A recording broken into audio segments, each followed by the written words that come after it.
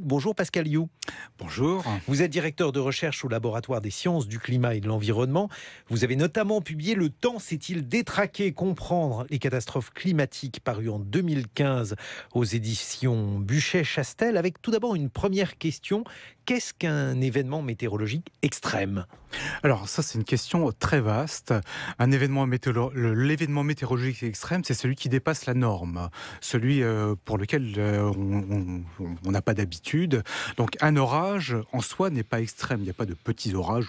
Donc, il peut y avoir de très gros orages, mais à partir du moment où c'est un orage, c'est un événement. Et après, il y a de très gros orages. Alors les orages qu'on a eus sont spectaculaires, sans être extraordinaires par leur ampleur. On a vu pire au cours des dernières années. Donc ce qui va être extraordinaire ou assez étonnant ces derniers temps, c'est cette accumulation d'orages à l'échelle de la France au cours de toute la semaine. Donc c'est pas un orage qui est arrivé, c'est plein d'orages qui se succèdent tous les jours et manifestement qui vont durer encore un peu de temps. Avec manifestement, donc sur le plan simplement statistique, un caractère particulièrement singulier de cet épisode. Alors ça, c'est difficile à dire. Tout à l'heure, vous parliez de records, de nombre d'orages ou d'impact de foudre depuis 2000. Donc 2000, ça fait un peu moins de 20 ans. C'est pas une grosse statistique. On n'a pas de recul énorme sur les impacts de foudre, tout simplement parce que c'est difficile à mesurer. Donc depuis qu'on a des radars, on peut le faire. Mais sinon, on ne pouvait le faire qu'à l'endroit où on était capable de les voir. Si vous deviez évoquer des événements climatiques, météorologiques extrêmes, Pascal You, qu'est-ce que vous évoqueriez d'abord? Quels sont les épisodes qui vous paraissent particulièrement singuliers, étonnants ou anormaux ces dernières années en France et dans le monde? Alors, il y a plusieurs exemples qui me viennent à l'esprit. Un exemple récent, ça a été le mois de janvier 2018 en France et en Europe, qui a vu une accumulation de tempêtes qui n'ont pas été énormes, mais une accumulation de tempêtes qui est remarquable, avec beaucoup de précipitations. Donc ça, c'est vraiment le type d'événements qu'on cherche à étudier pour voir s'ils sont liés au changement climatique. Donc la réponse n'est pas très claire, c'est-à-dire qu'en termes de vitesse de vent, rien d'anormal, c'est plutôt en termes de précipitations qu'on a tendance à avoir plus de précipitations pour le même type d'événement. Et oui, parce qu'en fait, c'est la vraie question. Quand est-ce qu'on quitte la météo pour arriver dans le domaine du changement de climat? Quand est-ce que... Et on peut se dire que ce n'est pas seulement un épisode singulier, que c'est en fait le système tout entier qui est en train de changer. Et c'est en substance ce que vous expliquez dans Le temps s'est-il détraqué. Voilà, donc la météo, c'est comprendre le phénomène quand il se passe, le fait que l'orage se déclenche. Mais et la climatologie, ça va être de dire, c'est si on a plus d'orages comme ça, que veut dire plus d'orages par rapport à quoi? Et donc ça, c'est une autre question, une question un peu différente, pour laquelle il s'agit de compter ces événements.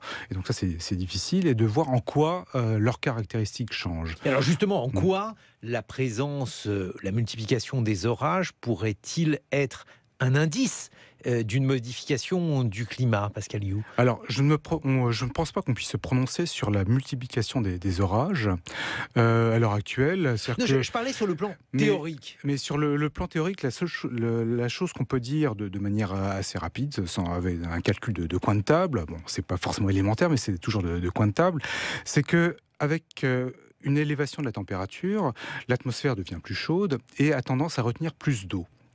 Alors ça ne veut pas dire qu'il y aura plus d'orages, mais s'il y a des orages, alors il y a plus de précipitations. Et c'est à peu près ce qu'on voit à l'échelle du monde, c'est-à-dire que les précipitations les plus intenses, en temps normal, en fait, ont tendance à devenir encore plus intenses. Donc c'est ce qui se passe, par exemple, dans le sud de la France en automne, avec les orages cévenols. Ce qu'on voit à l'heure actuelle, ça n'a rien à voir avec un épisode cévenol, puisqu'on le voit partout en France, mais ce genre d'événement peut devenir plus intense. Lorsque vous dites que des événements deviennent plus intenses, on voit qu'on a une particularité du territoire français sur le plan météorologique, comme d'autres territoires. Comment vous l'expliquez? Par exemple, on trouve dans votre livre une réflexion sur la latitude du territoire et son lien avec la météo. Vous vous rappelez par exemple que l'île d'Oléron est à une latitude inférieure, autrement dit plus tropicale que New York, et pourtant New York a des variations de température plus extrêmes que l'île d'Oléron. Comment l'explique-t-on lorsqu'on étudie le climat et la météo, Pascal Yu? Alors, les choses dépendent de la latitude, bien sûr, mais aussi de la longitude, de la position par rapport au... Donc, les masses d'air à nos latitudes vont circuler de l'ouest vers l'est, d'accord, avec une légère inclinaison vers le nord, et ont tendance à apporter de l'humidité. Alors, New York étant sur le bassin ouest de l'Atlantique et l'île d'Oléron sur le bassin est, la météorologie ou la climatologie va être complètement différente. Et donc, on a le climat new-yorkais est peut-être plus continental, avec des amplitudes de température beaucoup plus grandes que celui de l'Oléron, qui est finalement tamponné par l'océan. Est-ce que la France demeure un climat tempéré? Est-ce que ça a un sens d'ailleurs pour vous de parler de climat tempéré? Oui, le climat tempéré veut dire que les variations de température entre l'hiver et l'été ne sont pas énormes. Donc bon, c'est une bonne quinzaine de degrés, mais c'est pas énorme, alors on parle d'une quarantaine de degrés, voire plus, à New York ou dans l'Est américain. Et dans d'autres endroits du monde, c'est encore pire, ça peut être encore pire même. Donc c'est tempéré, c'est-à-dire que les écarts de température ne sont pas énormes. Mais ça n'empêche pas que l'on puisse avoir des événements extrêmes, c'est-à-dire que l'écart saisonnier peut ne pas être très grand, mais à l'échelle d'un jour, ou même moins d'un jour, l'écart de température peut être énorme. Et alors, justement, lorsque vous considérez que la France a un climat tempéré, lorsqu'on évoque l'évolution du climat, peut-être la rupture, est-ce que vous voyez des choses changer à cet égard? Est-ce que sur la très longue période, lorsqu'on étudie donc les variations climatiques, puisqu'on sait qu'il y en a eu, est-ce qu'on pourrait imaginer une évolution à cet égard du territoire, Pascal Yu, ou est-ce qu'il faudrait prendre les choses à l'échelle de la Terre tout entière? Alors, l'échelle de la France, la France est un endroit particulier qui est au confluent de plusieurs mers, donc on est un des rares pays au monde qui est bordé par un océan et deux mers, mais la France n'est pas très grande, donc il faut vraiment regarder au moins l'échelle européenne pour voir ce qui se passe, et les tendances qu'on voit, c'est une tendance à un climat plus méditerranéen, donc un assèchement estival, plus de pluie en hiver, et des températures qui augmentent évidemment pendant la saison d'été. Donc une migration vers le nord d'un climat méditerranéen. Est-ce que ça veut dire que ça pourrait modifier complètement la physionomie de la France? Est-ce qu'il pourrait y avoir une évolution sensible et donc anormale au-delà donc des variations saisonnières? Alors, sans parler d'événements extrêmes, où cette migration lente vers le nord des températures chaudes, en fait, a des impacts sur l'agriculture, le vignoble en particulier. Donc, les vignerons ou les viticulteurs de Bourgogne ou de Bordeaux, en fait, commencent à être sensibilisés au fait qu'il faudra cultiver d'autres espèces. Et dans le nord de la France ou en Angleterre aussi, ils sont sensibilisés au fait qu'ils pourraient faire du vin qui était du vin de Bordeaux, par exemple, il y a quelques décennies. Et alors, même chose pour la neige. Est-ce que l'on assiste véritablement à moins de neige à basse altitude ou à moyenne altitude? Est-ce que ça, c'est quelque chose que l'on constate ou c'est uniquement une sensation, un préjugé? Oui, alors... il faut se méfier de la si on se base sur ce qui s'est passé l'hiver dernier, Oui. Où on bat des records, où on a des cumuls de neige impressionnants, à cause des tempêtes, justement, du mois de janvier, on va se dire, le réchauffement, le changement climatique, c'est rien du tout. Mais si on regarde des tendances à long terme, en fait, on a un enneigement moins important, et surtout qui est de plus en plus tardif. Donc la saison de neige est assez courte en général, devient de plus en plus courte. Ça, c'est un changement véritable. Oui. Et ce changement véritable, il s'accompagne bien entendu d'une évolution en France et ailleurs de ce qui relève de la glace et autrement dit des basses températures. C'est quelque chose de sensible que vous avez noté dans votre livre, Le temps s'est-il détraqué? Pascal Yu, est-ce que vous pouvez nous expliquer aujourd'hui ce qu'on constate à cet égard? Alors, on constate des tendances.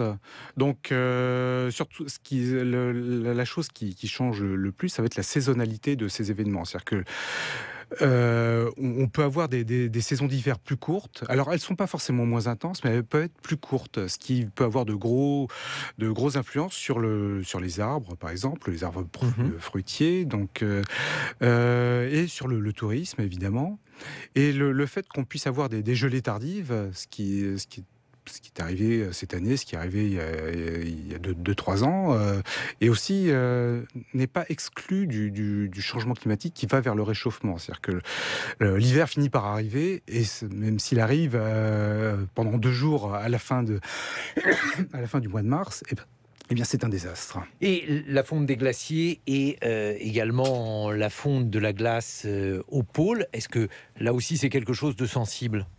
Ah oui, alors la fonte des glaces au pôle est quelque chose de très sensible et très visible. C'est-à-dire que ce réchauffement climatique, en fait, s'accompagne non seulement d'un réchauffement du pôle, mais d'un amoindrissement de la différence de température entre l'équateur et les pôles.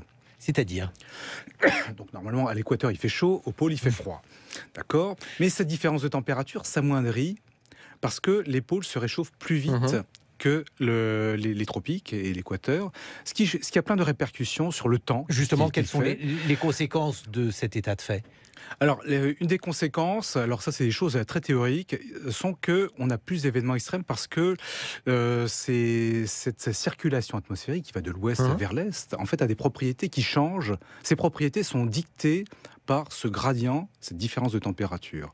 La différence de température change, et le fait qu'on ait ces masses d'air qui se déplacent en bougeant du nord au sud, eh bien change, finalement commence à changer, et on a des choses qui font que certaines structures, donc celles qu'on a vécues ces derniers temps, peuvent devenir plus fréquentes, enfin plus persistantes. C'est-à-dire qu'on n'en sort pas. Des choses comme le mois de janvier dernier, en fait, on est resté assez longtemps dans une certaine forme de structure atmosphérique, une certaine forme de météo. Alors la météo elle-même... Alors avec beaucoup de précipitations, disiez-vous tout à l'heure. Donc la météo elle-même n'était pas exceptionnelle, mais c'est le fait qu'on reste tout le temps dans cette forme de météo qui est exceptionnelle. Ce qui veut dire que...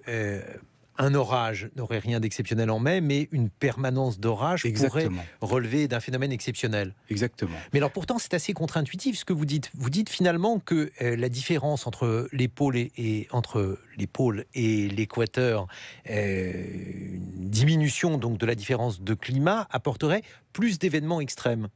Alors qu'on aurait pu croire qu'il y avait une sorte d'uniformisation du climat. Non, alors c'est pas forcément plus. Alors c'est plus de certains types d'événements extrêmes. Lesquels dans ces conditions ? Ça peut être des événements extrêmes assez inhabituels, c'est-à-dire que quelque chose qui dure très longtemps. Donc par exemple en janvier 2018 ou janvier 2014. Qu'est-ce qui s'était passé en janvier 2014? D'une part, il fait très doux. Des inondations dans le sud de l'Angleterre, donc les records d'inondations dans la Tamise déborde, et des records de précipitations en Bretagne et en Normandie.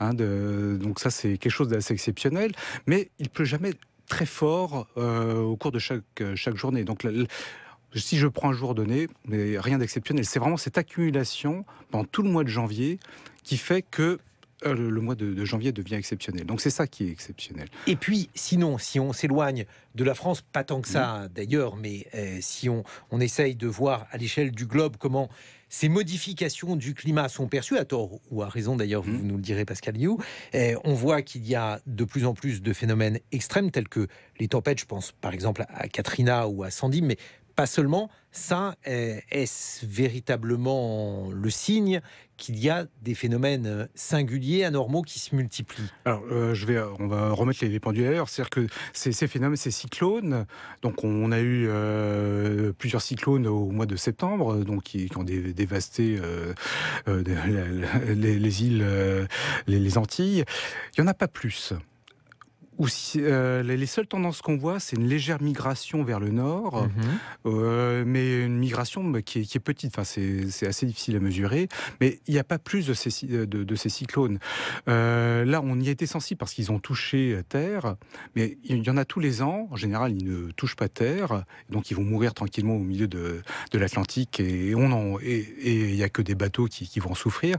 Mais des cyclones comme ça, il n'y en a pas plus. C'est la seule. Il y a des pistes qui permettent de penser que les cyclones les plus forts peuvent devenir encore plus forts, ou qu'un cyclone comme Harvey, qui a touché le Texas en septembre. Alors, Harvey, en termes de vitesse de vent, n'était pas exceptionnel. Donc, les Irma et les autres étaient beaucoup plus forts. Mais ce qui était exceptionnel, c'est qu'il est resté sur place pendant très longtemps. Pendant plusieurs jours, au lieu de partir. Et ça, vous l'expliquez comment ? Alors, il y a une explication météorologique, c'est-à-dire qu'il y avait une zone de haute pression qui était basée à l'ouest, au nord-ouest de Harvey, qui l'empêchait d'aller plus loin, donc qu'il coinçait là. Et ce qui était exceptionnel et ce qui a causé les dégâts, c'est pas le vent, c'est la pluie. Il est resté longtemps et il a plu énormément, donc Houston sous les eaux. Et ce changement et le changement climatique, on n'est pas capable de dire s'il est lié s'il va influencer le cyclone. Mais par contre, on est capable de dire qu'avec le changement climatique, des températures plus élevées, alors on a plus d'eau dans les précipitations. Donc ça, c'est une évolution que vous notez. Sur la canicule, où là aussi, on a tendance à dire que c'est quelque chose de particulièrement frappant. L'épisode de canicule, je crois que c'était en 2003 en 2003, France. 15 000 morts. Le record de température en été en France. Est-ce que la tendance sur le long terme est constatée ? Alors, sur les canicules, oui, on voit une tendance à long terme, assez sensible. Alors, c'est pas parce que... alors, là encore, on ne peut pas se baser sur la France seulement, parce que des canicules, on voit 2003...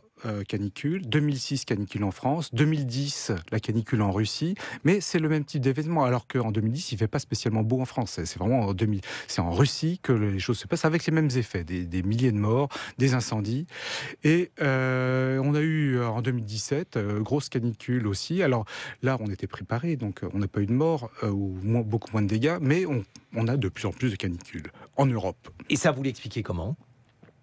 Alors, il y a plusieurs types il y a plusieurs explications. On a une élévation lente de la température, mais l'élévation lente de la température en Europe, c'est quelques dixièmes de degrés en un siècle. Dizaines de... c'est quelque chose qu'on ne sent pas.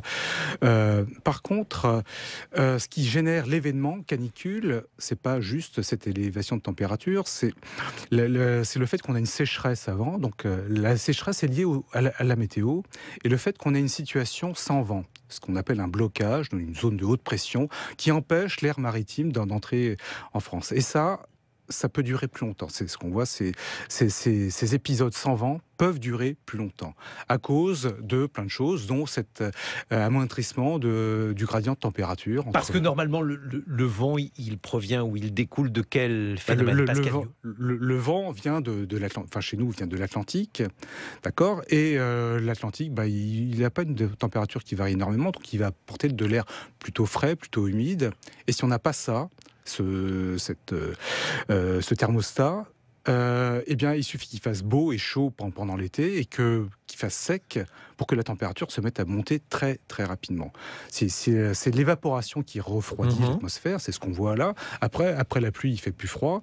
Eh bien, si le sol est sec, eh bien, on n'a plus ce phénomène d'évaporation, et donc dès que le soleil tape, il se met à faire très très chaud.